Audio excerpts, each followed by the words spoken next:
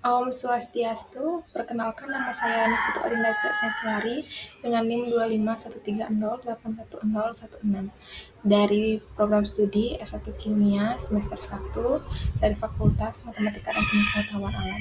Jadi pada kesempatan kali ini saya akan mempresentasikan jawaban dari soal-soal UTS Agama Hindu. Baik, pertanyaan yang pertama itu berikan langkah-langkah praktis Anda berperan sebagai awatara dan orang suci. Langkah-langkah yang akan saya lakukan sebagai praktik menjadi awatara atau orang suci yang pertama itu berbuat atau menolong tanpa pamrih, di mana kegiatan di sini bisa seperti membantu orang tua melakukan pekerjaan rumah dan juga membantu teman yang sedang kesulitan. Lalu yang kedua itu selalu ikhlas dalam memaafkan seseorang yang berbuat salah tanpa menyimpan dendam sedikit pun.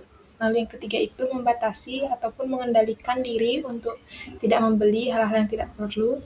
Dan yang terakhir itu selalu bersyukur dengan segala hal-hal yang ada dalam hidup sebagai upaya memupuk kerendahan hati dan menghilangkan kesombongan pada diri.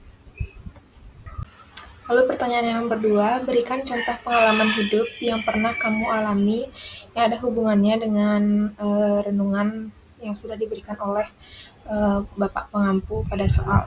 Nah, pengalaman hidup yang pernah saya alami dan berhubungan dengan renungan tersebut adalah ketika saya akan ada ujian atau tes. Pada saat itu saya sangat malas untuk belajar dan bahkan saya acuh tak acuh dengan keadaan tersebut. Alhasil pada saat hari itu datang, saya menjadi kesulitan dan tidak bisa menjawab karena saya kurang persiapan diri untuk belajar secara sungguh-sungguh. Maka dari kejadian tersebut, karena yang dapat saya petik, ketika kita menanam benih dengan sungguh-sungguh dan merawatnya dengan sungguh-sungguh, maka hasilnya yang diterima tidak akan mengkhianati pengorbanan yang telah kita lakukan. Baik, selanjutnya pertanyaan yang nomor 3, yakni jelaskan dan beri contoh tahapan-tahapan Astanga Yoga. Baik, yang pertama tahapan Astanga Yoga adalah Yama. Yama di sini merupakan pengendalian diri ataupun etika sosial. Contohnya tidak menyakiti siapapun baik secara fisik maupun verbal. Lalu yang kedua itu Niyama. Niyama di sini berarti disiplin diri atau etika pribadi melalui kebiasaan-kebiasaan baik. Contohnya menjaga kebersihan tubuh dan lingkungan sekitar. Lalu yang ketiga itu asana. Asana di sini berarti postur fisik. Contohnya pada saat bermeditasi kita melakukan sikap Vajrasana untuk yang perempuan ataupun Silasana untuk yang laki-laki.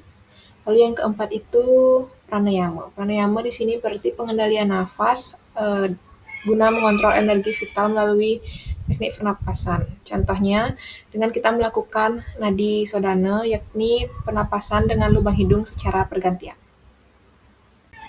Tahapan Asanga Yoga yang berikutnya itu ada pratihara. Pratihara di sini berarti pengendalian panca indera. Nah, contohnya itu memejamkan mata dan mengabaikan suara-suara yang ada di sekitar pada saat bermeditasi internal diri. Yang keenam itu ada dharana. Dharana di sini berarti memusatkan pikiran dengan cara berkonsentrasi. Contohnya saat berfokus pada suatu titik yang berada di antara sela alis itu selama beberapa menit. Lalu yang ketujuh itu ada dhyana. Dhyana di sini berarti bermeditasi. Contohnya pada saat kita mencapai keadaan di mana pikiran secara alami itu diam-diam dan kesadaran tetap stabil pada objek meditasi. Yang terakhir itu ada samadhi. Samadhi di sini berarti sudah mencapai penyatuan atau pencerahan. Contohnya pada saat penyatuan total dengan alam atau realitas yang melampaui ego. Baik, pertanyaan selanjutnya yakni berilah contoh dalam kehidupan sehari-hari bagaimana mengembangkan kasih dan dengan mengikuti kebenaran. Nah, contohnya itu pada saat mengasuh anak. Ketika si anak ini meminta izin untuk melakukan sesuatu yang tidak baik, semisalnya itu berbohong untuk hal bolos sekolah, nah, kita sebagai orang tua ataupun kakak sebaiknya kita harus tetap mendengarkan, tetapi Selanjutnya kita menjelaskan bahwa berbohong itu adalah perbuatan yang salah.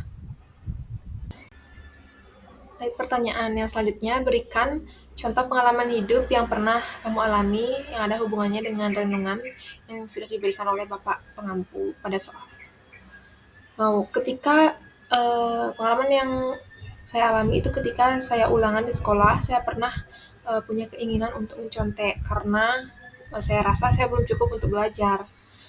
Nah, kemudian teman yang lain itu banyak yang mencontek, tapi pada akhirnya kata hati saya menyuruh untuk tidak ikut mencontek. Memang teman-teman yang mencontek itu mendapatkan nilai yang bagus. Namun pada akhirnya guru menemukan dan mengetahui adanya kecurangan tersebut dan mereka diberi hukuman.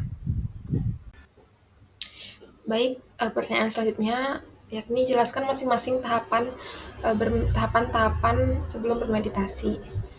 Yang pertama itu mencuci muka, tangan, kaki, atau bisa disebut dengan mandi. Hal ini bertujuan untuk membersihkan tubuh sebelum bermeditasi. Lalu yang kedua itu duduk dengan alas kain, tikar, atau juga selimut. Hal ini bertujuan sebagai alas supaya duduknya itu nyaman dan hangat. Lalu yang ketiga itu posisi punggung tegak lurus. Hal ini tentunya menjaga postur tubuh agar aliran nafas itu lebih lancar ketika kita sedang bermeditasi. Lalu yang keempat itu tangan di pangkuan dalam posisi rileks. Hal ini dapat membantu tubuh yang tenang. Yang kelima itu ada pejamkan mata. Hal ini akan mengurangi gangguan maupun rangsangan visual. Yang keenam itu tenangkan pikiran beberapa detik. Hal ini berfungsi untuk melepaskan beban pikiran yang mengganggu. Nah, yang terakhir itu adalah mengucapkan mantra. Hal ini akan membantu kita untuk menumbuhkan fokus yang lebih dalam. Nah, pertanyaan selanjutnya itu, mengapa Awatara turun ke dunia Domina Dewa Wisnu? Dan dalam kehidupan sehari-hari, bagaimana kita bersikap agar berperan layaknya seperti Awatara? Di dalam kehidupan kita sehari-hari, kita dapat menjadi Awatara dengan berbuat baik dan atau menegakkan kejujuran dan juga selalu menjaga keharmonisan di lingkungan sekitar kita. Meski kita tidak punya kekuatan supranatural, padahal itu tindakan-tindakan kecil yang kita lakukan dan diikuti dengan niat yang tulus itu akan membawa perubahan yang sangat besar dalam hidup kita. Pertanyaan yang selanjutnya adalah jelaskan bagaimana Anda dapat membuktikan bahwa Tuhan itu ada di mana-mana. Nah, membuktikan bahwa Tuhan ada di mana-mana, kita dapat melihatnya dengan memperhatikan keberadaan beliau di dalam setiap ciptaan dan juga merasakan pengaruh yang tidak terlihat namun nyata dan sadar bahwa segala sesuatu yang ada di alam semesta ini adalah bersumber dari Tuhan. Yang selanjutnya, berilah contoh dalam kehidupan sehari-hari bagaimana mengembangkan kasih dengan mengikuti kebenaran dari hukum karma pala. Mengembangkan kasih melalui hukum karma pala merupakan salah satu contohnya, yakni dengan bertindak jujur pada saat melakukan pekerjaan, lalu tidak mengambil hak milik orang lain, dan juga tidak menyakiti makhluk hidup yang lainnya. Nah, dengan menciptakan karma yang baik, tentunya kita akan mewujudkan suatu kebahagiaan ataupun kesuksesan di kemudian hari itu pasti akan berbalik kepada diri kita sendiri. Baik, yang selanjutnya, jelaskan mengapa yoga asanas itu penting untuk bermeditasi. Yoga asanas penting untuk bermeditasi karena untuk mempersiapkan tubuh dan pikiran serta melepaskan ketegangan fisik yang mengganggu. Dan juga dapat menjadi meditasi bergerak yang akan melatih fokus dan kesadaran sebelum meditasi duduk yang lebih tenang. Baik, sekian yang dapat saya sampaikan. Mohon maaf bila ada kesalahan kata. Akhir kata saya tutup dengan Param Santi. Om Santi Santi Santi.